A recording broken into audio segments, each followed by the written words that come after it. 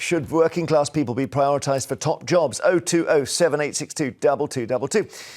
Asking this because a charity says even though only 7% of Brits are privately educated, the most influential people in the UK remain 5 times more likely to have gone to private school. So I'll show you over here our little easel, and we've got some of these stats. Privately educated, if you look at the really big swinging whatevers, the so-called FTSE 100 chairs, and God only knows why they've got a woman there because they're nearly all men. There are more men called Paul than women in that category. 62% senior judges, privately educated. Half the House of Lords. Half of, I don't know what a newspaper columnist is. That's like child chimney sweeps. That's a profession. It's a profession. No, it's not you, is it? Oh, I'm so sorry. Okay. I always think of you as an old-fashioned reporter.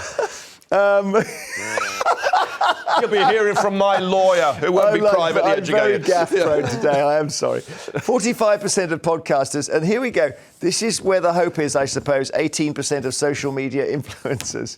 So there's a lot.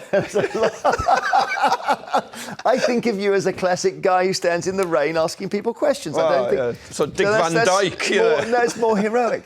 So the Sutton Trust also found a slight increase in companies saying they were using contextual recruitment, which considers applicants' credentials in the context of their background, wherever that is, now 17%, up from 15% in 2019. OK, so if you are at private school, it looks as if you've got a better chance of getting these great jobs, Kevin. That's the point, isn't it? Yeah, they're being hogged by 7%. So there's a lot of great talent that isn't having a fair crack of the whip, and the opportunities aren't there for them. And it's not about attacking some people, but it's not good for the country, is it? And it's not good for all these people who are pushed aside. And the idea of the contextualised recruitment is... Help me understand. I read it and I didn't... Right, what it is if you've had every advantage in life, you've got two parents who've got university degrees, great jobs, you've got your own bedroom with a computer and a lamp, you go to a private school, you have private tutoring, you get all those advantages. Compare that to, say, a kid sharing a room with lots of others in a hard end of town, single parent and so on. They might do incredibly well, but they've never been allowed to fulfil their potential in the way somebody who's been hothoused is. Okay. So you want those kids that have fought their way forward and are incredibly bright to be given the opportunities. And one of the problems we have is organisations. People who run organisations tend to look like for other people like them. And so therefore, if you have this group of 7% having a stranglehold on a lot of jobs, they're looking for replacement successors from that 7%. It sounds like we are basically allowing these private school deadbeats to take over everything. Actually, one of the most interesting statistics that this showed was that 29% of FTSE 100 chief executives are from grammar school. Only 2% of the British population goes to grammar school, as I know you did, Kevin. I did, yeah, until Margaret Thatcher abolished it after 2 years. And that was a grammar stream. They gave a huge opportunity to children. I have a daughter at a grammar school because I happen to live in a county, Lincolnshire, where they still have them. But across most of the country, they have, over generations of politicians, been scrapped. But actually, they gave children, and still give children, the opportunities. And that is where we're getting this wrong.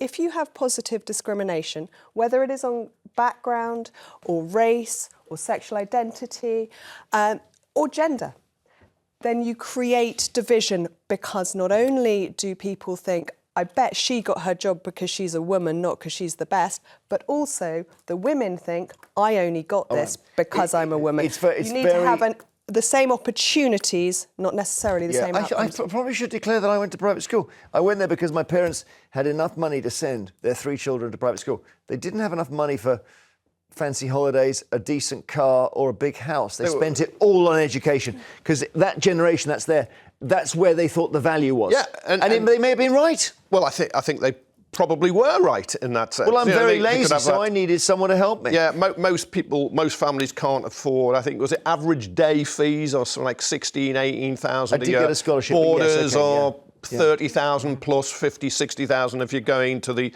real elite ones. Most people don't have that money No. at all. And look, parents, we all go where our parents sent us, really. At age 11, there's not much choice in life. And some people win, some people lose. But the idea is those kids who are really talented and are not getting opportunities now deserve those Okay, opportunities. Stephen in Essex, hello. Hang on. Stephen, more hi. than that. Hiya. Hey, what do you think? Should we be worried about these stats over here? Where, 2/3 of FTSE 100 chairs have gone to private schools. Well, I believe that everything should be on merit, Wow. and it should be an equal thing. Do you know what I mean? You shouldn't be putting people in there just because they're working class, and you shouldn't be putting people in there because of their upbringing. But merit's a funny one because if you've gone to private, it's the same thing with skin colour as well. yeah. But Stephen Merritt, right? If life was a 100 metres race, there'll be somebody on the starting block with the best trainers. There'll be others on the starting block with leg boots. So where's the merit in that? It's kind of like helping those kids who haven't had the privileged start in life to fulfil their potential opportunities. Presumably you believe in that. Stephen, what about it? Well, I wouldn't describe my working class upbringing as a pair of lead boots for starters. And that's what I'm saying. It's an Everyone analogy. should be equal. Help us out It here, should all be Stephen. on merit. Or clogs, then, if you like. All right, clogs, yeah. But no, the point is, Stephen, surely, let's say as an example, Stephen, right? You go into a job interview and you're alongside some prat from Eton, and the prat, I mean, not all people who come out of Eton are prats, and the prat from Eton knows the employer and he speaks like he's got a silver spoon in his mouth, and you go in, you're the best person, but they can't see that, Stephen. That's not merit, is it? Well, no, that's what I'm saying. He shouldn't get the job because he went to Eton and he knows the employer.